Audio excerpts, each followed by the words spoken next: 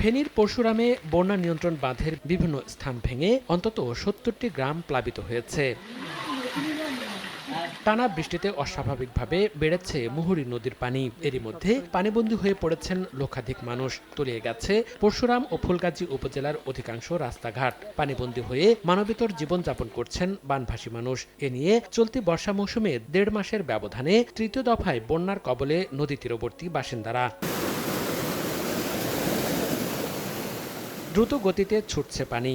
অতিবর্ষণ ও উজান থেকে নেমে আসা পাহাড়ি ঢলে মৌলভীবাজারের কুলাউড়া উপজেলার পাহাড়ি গোগালীছড়া গাজীপুর দাখিল মাদ্রাসা এলাকার একটি সড়ক ভেঙে লোকালয়ে পানি ঢুকছে।